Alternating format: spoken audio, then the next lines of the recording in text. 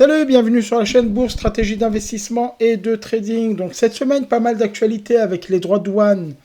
On a eu un accord entre le Royaume-Uni et les États-Unis sur les droits de douane. Mais également, on sait que ce week-end, il y a des discussions à Genève entre une délégation chinoise et une délégation américaine pour essayer d'aplanir les différends et de trouver un consensus sur ce sujet de droits de douane. Les États-Unis et la Chine, de toute façon, doivent trouver un accord. Ça va de l'intérêt des deux parties, même si on sent qu'effectivement les deux ont des cartes à jouer, même les Chinois. Ils n'ont pas l'intention de se laisser impressionner par Donald Trump. Autre actualité, c'est Jérôme Powell. Il y a eu le FOMC de la Fed cette semaine, mercredi. Et Jérôme Powell a été plutôt prudent. Il a besoin de voir ce que seront les conséquences sur l'économie des droits de douane en termes d'inflation et sur la croissance avec un éventuel ralentissement économique. On sait que 70% du PIB est porté par la consommation aux États-Unis et que les effets de l'inflation peuvent ralentir, l'inflation indue par les droits de douane, peuvent ralentir l'activité économique. Donc ça peut être effectivement un cocktail assez explosif avec une récession aux États-Unis et une inflation qui se maintient, voire qui accélère du fait des droits de douane. Jérôme Powell a besoin d'avoir des données économiques pour mesurer un peu tous ces impacts-là. Et sans oublier que Jérôme Powell devra quitter son poste de président de la Fed en mai 2026. Donc il se peut que ces données économiques et que les conséquences des droits de douane prennent plusieurs semaines, plusieurs mois à se mettre en place. On arrive à l'été, une analyse qui est faite, et puis finalement que Jérôme Powell laisse la main à son successeur pour engager une nouvelle politique monétaire, et que ce ne soit pas lui qui l'engage, pour ne pas biaiser ce que serait le mandat de son successeur. Donc pas mal de questions, peut-être un peu de statu quo qui va effectivement s'imposer.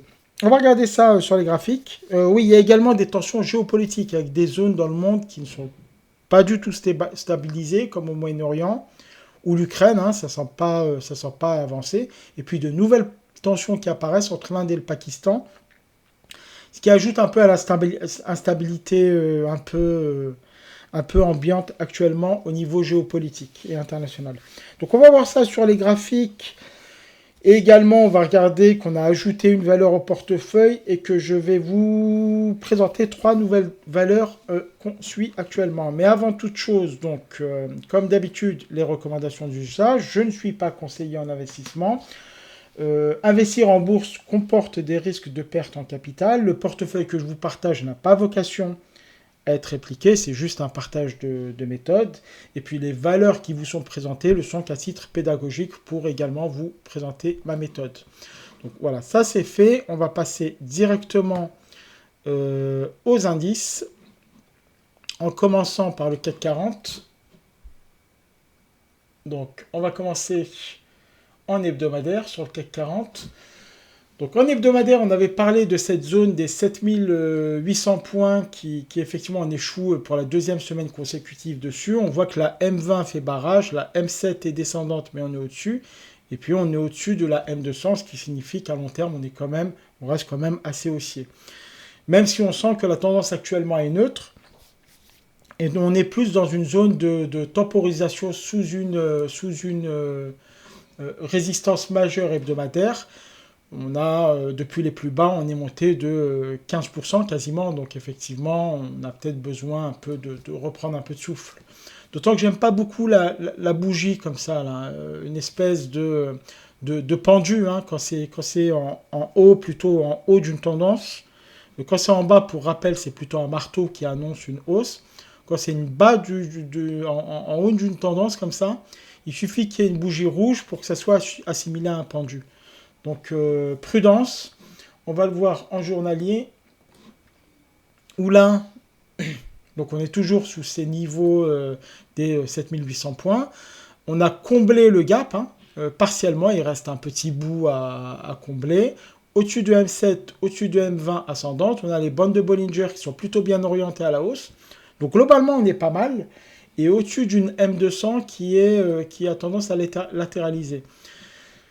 On est pas mal graphiquement, mais on perçoit que les marchés vont entrer dans une phase d'attente.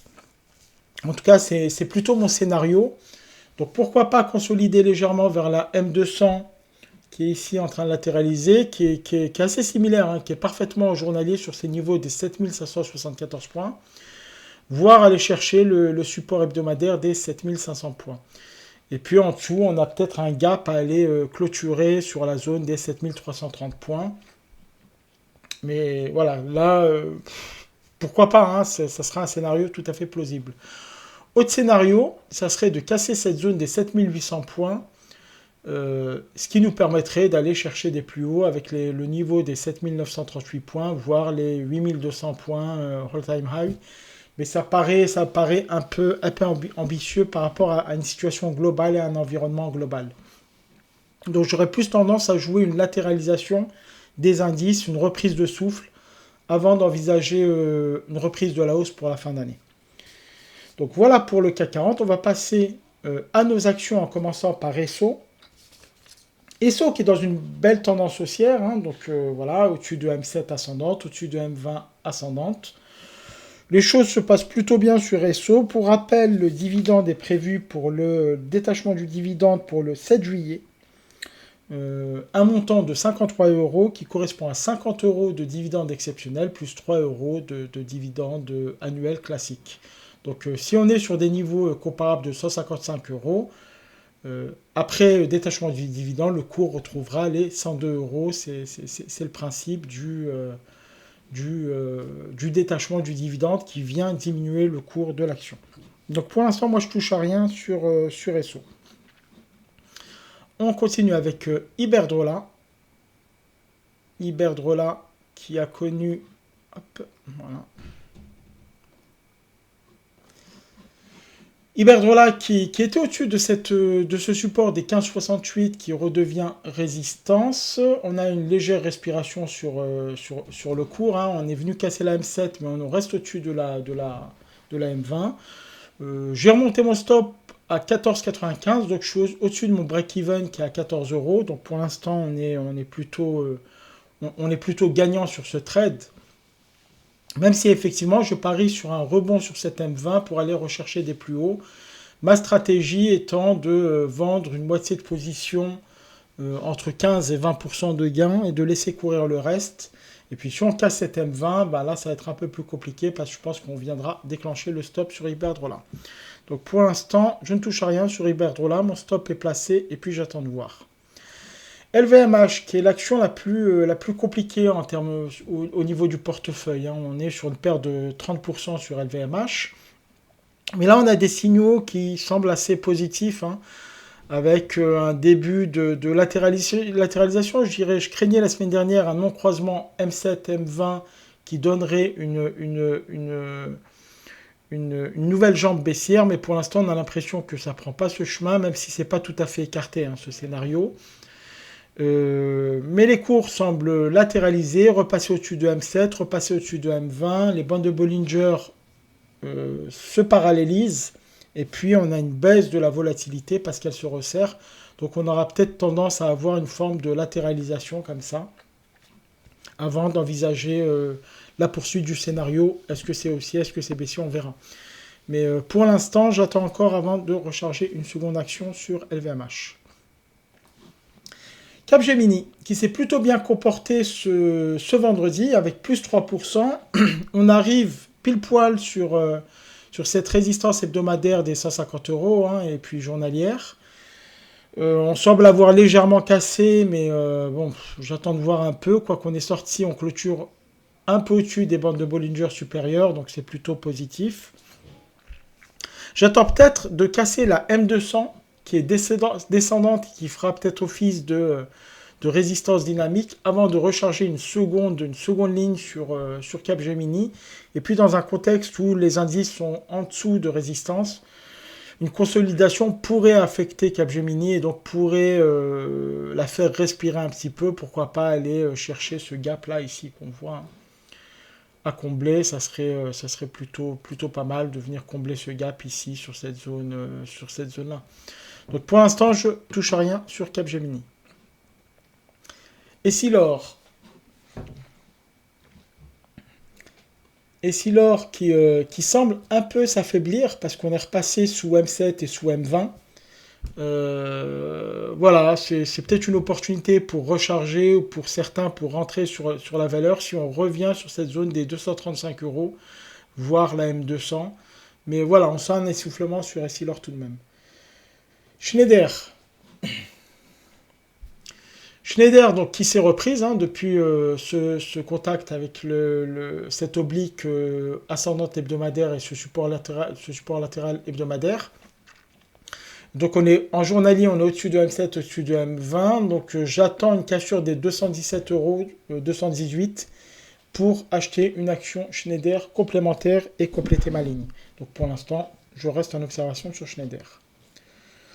L'Oréal, qui a distribué cette semaine un dividende, donc j'ai reçu 14 euros de L'Oréal dans le portefeuille, et puis voilà, L'Oréal semble repartir. On a consolidé, on est venu recasser M7 à la baisse et on la reprend à la hausse. Donc c'est plutôt positif sur L'Oréal. On était sur cette zone de latéralisation entre 320 et 360 euros, assez longue. Et puis finalement, on l'a cassé à la hausse, on sent repartir. Donc moi, L'Oréal joue quand même une recovery. Pourquoi pas aller rechercher les plus hauts sur L'Oréal, les 460 euros à peu près. 450, 460. Et puis, plus il y a affinité en cas de reprise en Chine et dans le monde. Mais pour l'instant, la configuration est plutôt positive. Et en termes de stratégie, j'attends une cassure des 406 euros pour renforcer ma position sur le réel. Nouvelle action que j'ai entrée au portefeuille, c'est Faes. Faes Pharma, action espagnole. Ou en hebdomadaire, on en avait parlé la semaine dernière, on a eu cette cassure hebdomadaire. Donc je vous avais parlé la semaine dernière d'une consolidation sur cette zone des 4,22 avant de repartir. Alors on a eu cette bougie avec une mèche basse. On est venu rechercher pas mal d'éléments, puis on repart. Il y a eu des acheteurs, dont moi. Voilà. Et puis on semble repartir. Je joue un redémarrage. Peut-être qu'en hebdomadaire, on va continuer un petit peu respirer, revenir chercher cette zone des 4,22 avant d'envisager de repartir. On va le voir en journalier ce que ça donne. Donc en journalier, donc, on a eu cette zone de consolidation journalière autour des 4,22. J'ai placé mon ordre sur la M7 à 4,28, donc j'ai été servi. Et j'ai placé mon stop loss à 4,05, ce qui fait une perte potentielle de 5,37%. Et si on vient déclencher le stop loss, je perdrai 75 euros. Ce qui veut dire qu'en perdant 75 euros que je divise par 0,537, niveau de mon stop loss, ça me donnerait une position de 1395 euros, soit 326 titres. Donc c'est ce que j'ai acheté sur Faes Pharma, on le verra tout à l'heure. Donc ce que j'espère, c'est une consolidation avant un redémarrage dans les prochaines semaines. Et donc si on regarde sur le portefeuille, je vais commencer par Faes Pharma. Sur le portefeuille, donc Faes Pharma qui est ici, donc j'ai pris 326 titres à 4,28 euros avec un stop loss à 4,05. Si le stop loss est déclenché, soit moins 5,37% par rapport à mon prix d'achat, ça me ferait une perte de 75 euros. Donc pour l'instant, voilà, on est plutôt flat, on vient d'entrer sur Faes, pas de choses particulières à dire. Capgemini, donc ça se passe plutôt bien, plus 30%. Donc j'attends de recharger le solde de ma position. Pour l'instant, j'ai qu'une demi-position. Et si alors Luxottica qui a tendance à s'essouffler, donc plus 2,67, je pense qu'on va consolider, que je rechargerai, qu'on viendra chercher des plus bas hebdomadaires. Esso, ça se passe plutôt bien, plus 37%, donc je vous ai précisé la stratégie. Et sur Esso, je suis en attente d'y voir plus clair sur éventuellement le retrait de la cote d'Esso en Europe. Faes Pharma, donc on en a parlé. Iberdrola, on consolide. Moi, pour ma part, j'attends un niveau autour des plus 15, plus 20% pour pouvoir vendre une moitié de position. Sinon, j'ai mon stop loss qui est placé. Et donc, voilà, j'en sortirai de toute façon gagnant parce que j'ai acheté à 14 euros. et le stop loss est à 14,95. Donc à voir ce qui va se passer sur les prochaines semaines. L'Oréal, donc voilà, ça commence à bien se passer. J'attends de recharger sur l'Oréal parce que je n'ai qu'une demi-position. LVMH, demi-position, donc c'est la ligne la plus faible, à moins 30%. On en a parlé. Et Schneider, j'ai une demi-ligne plus 16%. Ça se passe plutôt bien pour l'instant. Et je vous ai indiqué le niveau sur lequel je souhaitais recharger. Donc le portefeuille, la valeur du portefeuille est à 12 380 euros. En ayant investi 10 800 euros à fin avril. Donc voilà, les choses se passent plutôt bien. On est à plus, quasiment plus 1400 euros, 1380. Donc ça se passe plutôt bien. Il me reste 4 784 euros de liquidité que je vais utiliser soit pour recharger des demi-lignes, soit pour entrer sur de nouvelles opportunités.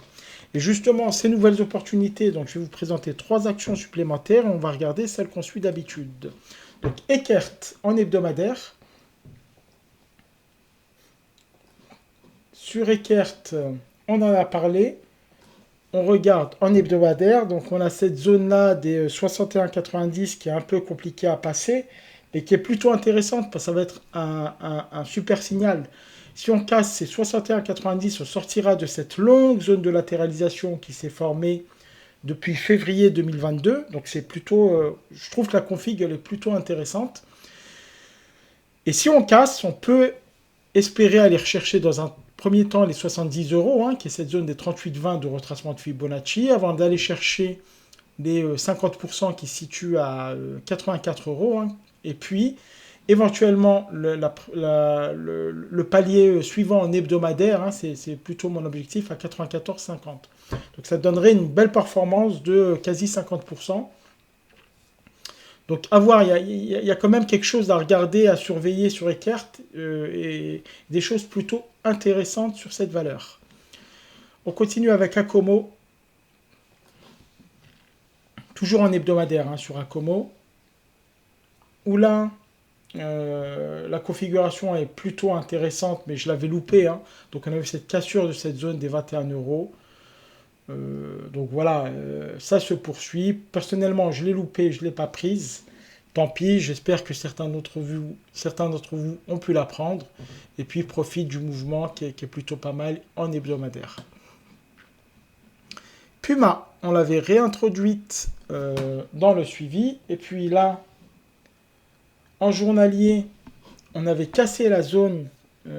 J'avais eu l'alerte le soir quand j'ai allumé mon ordi qu'on ait cassé cette zone des 24 euros.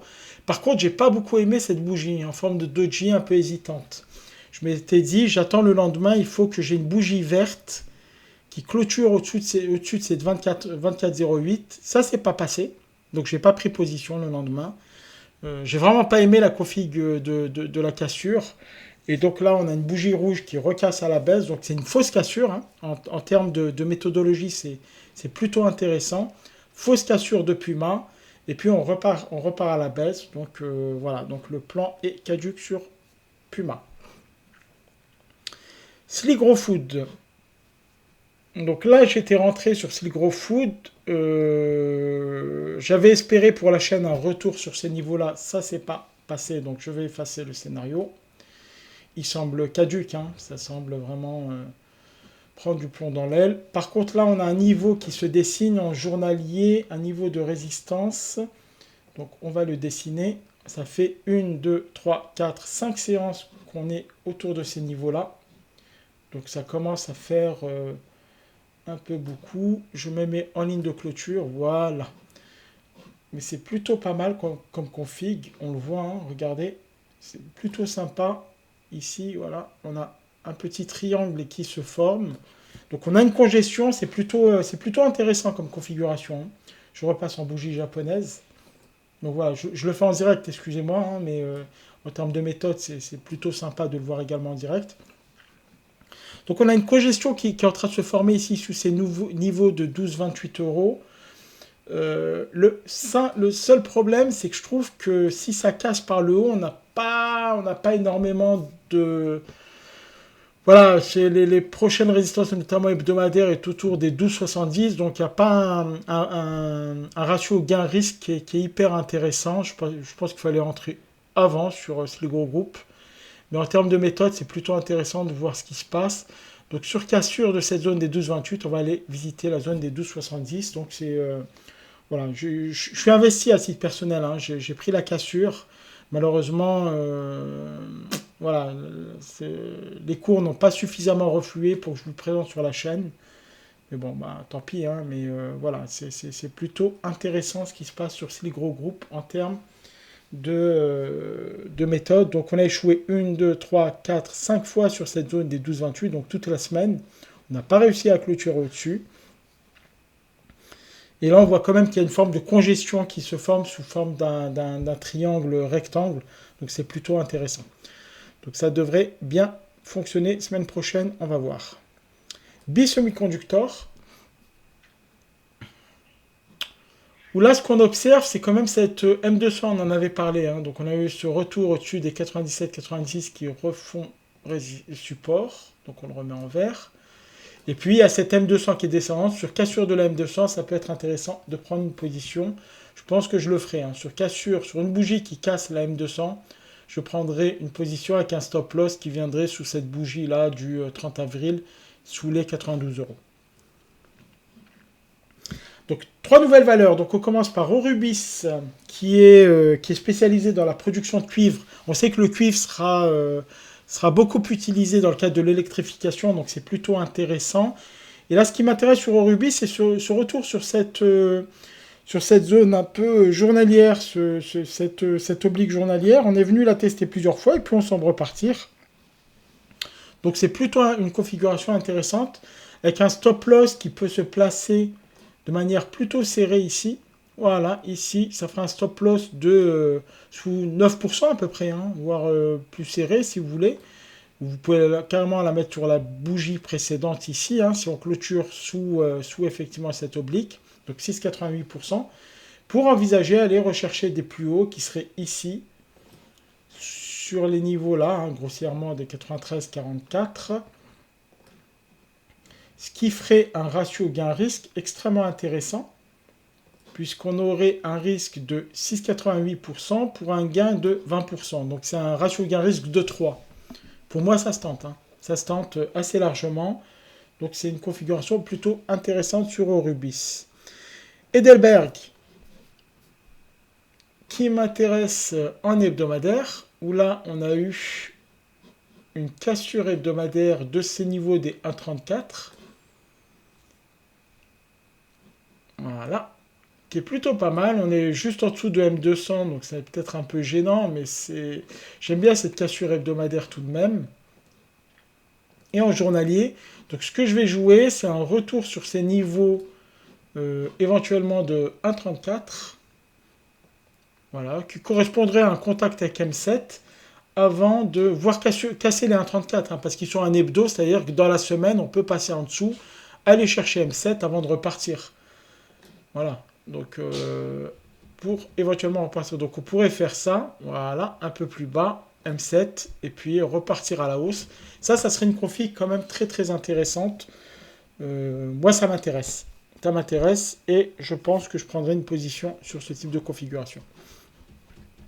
Troisième valeur dont je vous ai déjà parlé, que j'avais sorti du portefeuille et que je re-rentre parce que c'est intéressant. Alors moi j'en ai beaucoup dans l'énergie, donc je ne vais pas la prendre, mais pour ceux qui sont pas forcément investis dans le secteur de l'énergie, il y a Naturgy ici, hein, qui a cassé une résistance qui date de 2023, hein, d'avril 2023. Donc voilà, on revient tester cette zone-là. On avait parlé de zones plutôt que d'une ligne de support. Et puis ça permettrait, si on repart, si on a une bougie verte, ça serait intéressant de rentrer d'une Naturgy demi-ligne, puis combler la demi-ligne sur cassure des 26 euros.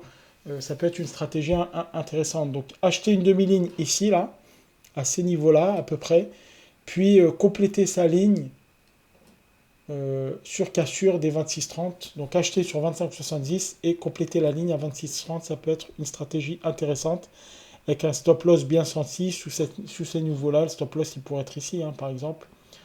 Voilà, sous les niveaux ici, autour des 25,16. Ça peut être une stratégie assez intéressante pour Naturgy.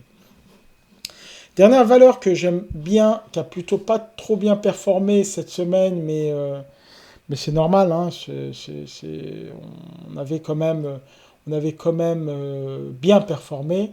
Donc c'est Amoeba qui a cassé cette zone des 1,21 en hebdomadaire. On est revenu se poser au-dessus. Il y a eu des achats, hein, mèche basse.